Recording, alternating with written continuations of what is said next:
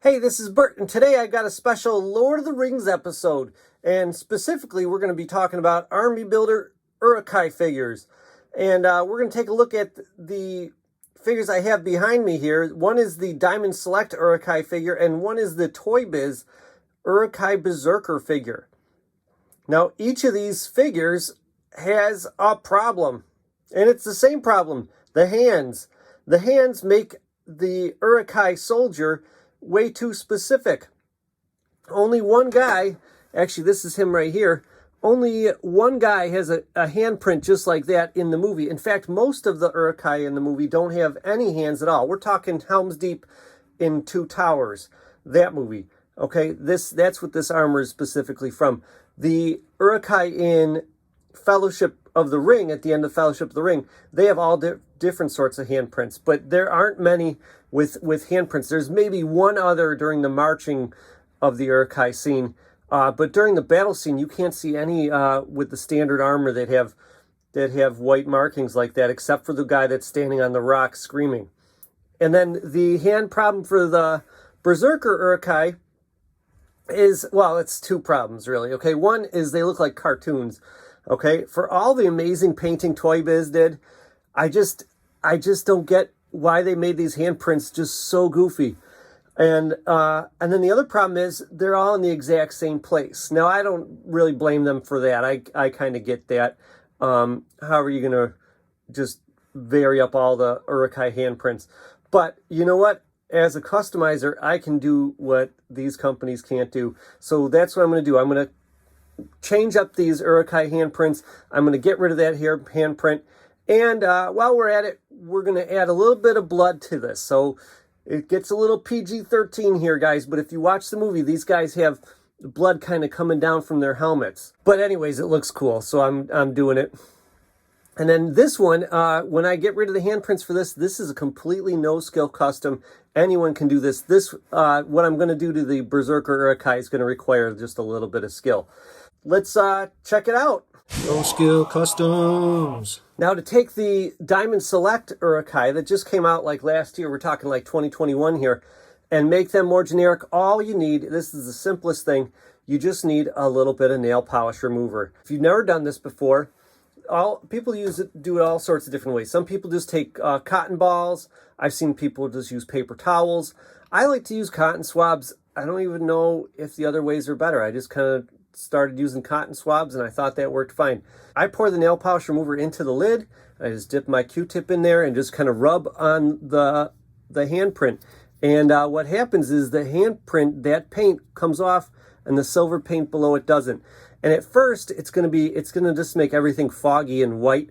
So I'd go and take the other end of the cotton swab, dip it in one last time, and wipe off that fogginess. And it comes out pretty nice and clear. I did that to a lot of these guys. I ended up finding a deal online to buy multiples. Somehow over the years, I mean, you know, it's been 20 years since some of these toys, or almost 20 years. I had a collection of Uruks. I probably had about 15 Uruks. So, or Ugluk. So anyways, I took my extras of him, because that's not really what they wear at Helm's Deep anyways. And I sold 2 Uruks for every one Diamond Select figure. So I was getting about 10, 12 bucks a piece for these Uruks, and sold them all and bought an army of these guys. And now my army is more generic. They're not just this one specific character, and none of them has handprints anymore. But then I came to the shield. I tried using the nail polish remover on the shield, and it just didn't take it off as easily.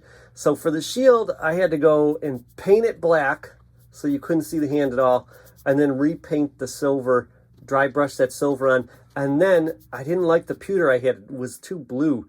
So I had to go and do a little bit of a wash of black over top of that. Next, we're going to look at how I used the Diamond Select Urakai figure to make the Uruk-Hai Chieftain. So let's check that out. Now, if you look at the Uruk-Hai Chieftain, it's actually the standard Uruk-Hai armor that most of the Uruk-Hai wear, but he's kind of got a modified Berserker Urakai helmet. Now, if I had enough Berserker Urakai helmets, like extras, I would have just used that. and kind of modified it, but I didn't. So what I did was I took this Uruk-Hai, the Diamond Select one, I put the helmetless face on, and I actually just yanked the hair right off, and it just popped right off. I mean, listen, don't do this unless you're committing, because it's not going to just go back on. And, you know, you'd have to re-glue it. And what I did was I sculpted essentially the Berserker Urakai mask over top of it. And that was a little bit difficult because you got to make it thin, but then the face underneath has bumps and indentations on it because it's a face. So so that was a little bit of a challenge trying to get that to look right. I think I did all right. And I tried sculpting. I'm using this epoxy 2-part clay to make this mask. Tried sculpting that cool kind of like fin shape thing that the Chieftain has out of the epoxy sculpt, and it just wasn't looking right. So I finally actually just took a scrap of mat board and cut it and kind of buried it into the epoxy sculpt on either side. So I did this before the epoxy sculpt had hardened, and I was pretty happy with that. And you know what that allowed me to do is allowed me to make the two sides more symmetrical, because that was the real challenge with the epoxy sculpt is getting the symmetry right. Once I did that, again, just like the shield, I painted it black. I dry brushed some pewter over top. The pewter was too blue, so I went and I did a wash of black back over top of that. And for whatever reason, it turned that bluish pewter to a brownish pewter. Really matches the existing Toy Biz Berserker Urakai pewter helmet color pretty well. Actually, I totally forgot to mention for his hair, because he does have hair coming down behind the helmet. It's just that the hair on the original head was just way too thick. So what I did for the hair was actually I found some faux fur, some long faux fur, and just kind of hot glued that in before I sculpted the helmet over top. Let's take a look at the Berserkers. Now with the Berserker Urakai, I figure I'm customizing these guys anyway, so who cares if their action feature still functions? You can still pose their arms and legs, even though you're going to break the action feature technically. Okay, so I took this button, I just used some wire snips, and I just snipped it right off. I think I had to drill one back after I snipped it because it was still sticking out of the body. And then I covered that, I patched that up with some epoxy clay. Now this one Uruk-Hai I have, I don't know if you guys have ever seen this picture. I love this picture. I've never found this dude in the movie itself, but I just love this picture of this Uruk-Hai that's just got a scar running from his helmet, over his eye, through his mouth and his tongue, even his tongue, down his chin and across his chest. Okay, just one really horrible accident or fight he must have got in. And so what I used was, for this guy, since one of my Berserker Uruk-Hais was missing a helmet, I said, you know what, this is the guy where I'm going to sculpt the helmet myself. So just like the Chieftain figure, I used that epoxy sculpt, carefully sculpted the helmet. Okay, I thought it came along pretty well. And then I cut the scar into it, and I used a Dremel tool on the smallest little Dremel that I had, and just kind of shaved in that scar. And I thought I was going to have to kind of like sculpt it back, but I actually kind of liked the edges that the Dremel tool made. I thought the edges weren't going to be good, but I liked how it looked. So I actually just Dremeled it real carefully and kind of went with it. So he was ready for paint. First thing I tried that nail polish remover. I thought, wouldn't that be a dream if you could just use nail polish remover and get that off? It's possible. It really is. But as I was trying to get it off, I actually ended up smoothing this guy's body. Well, nail polish remover is some tough stuff. So it actually melted the plastic of his body and smoothed it out. So I was like, that's not cool. What I ended up doing was I created a special little mixture of paint. I used one of my fancier acrylic paints and then a craft paint. And basically I took my fancy cadmium red, which is known by California to cause cancer. So don't, if you get that on your hands, you got to wash that off. Okay? Because the state of California, they don't mess around. And I mixed it with just my black craft paint. If you look at the Toy Biz figure, it's kind of like this pinkish burgundy color with blackish over top of it. And you mix these two together, the cadmium red and the black, and you get a color that's kind of like the combination of those two. So I used that. Really, once you paint it on there, you can't even hardly tell that it's not the pinkish color with black over top. It just looks all uniform. So I thought that worked pretty well. So I covered over all of the hands on my Uruk-Hai figures. I'm ready to paint some hands on there. Now with the handprints, I actually just painted them on, but I decided to really look at the movie and just make them screen accurate. So I found like 3, maybe 4 Uruk-Hai where you could get a good sense from one shot to another what the handprints, how they were laid out on their body. And a couple of them, there's just not as many stills for this movie as I think there should be. I want to just dig through their archives and make the ultimate book. Just every...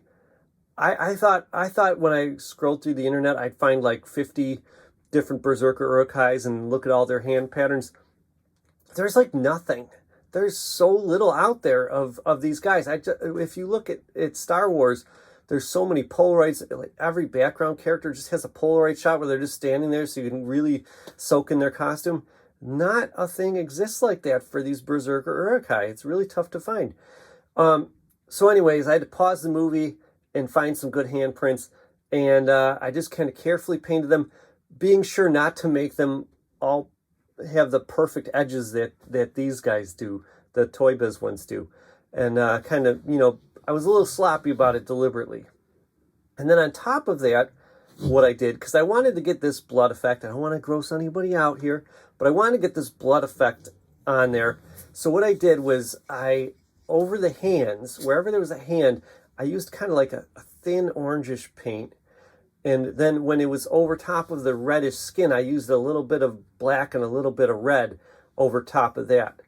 And then when I was all done, I went and made all the blood areas really super shiny. I just glossed them and then glossed them again and then glossed them a third time just to make them really, really shiny. If you watch the movie, everything's super shiny there. The helmet, I looked at handprints that I saw on the actual characters in the movie and kind of varied that up a little bit so you could have a couple different styles.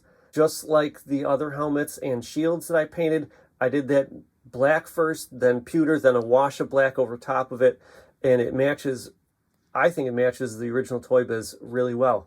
So that's it. Now I got an army where my Berserker Urakai are all different from one another, and then my regular Uruk-Hai are all the same and they don't have the handprints. That was my goal ultimately.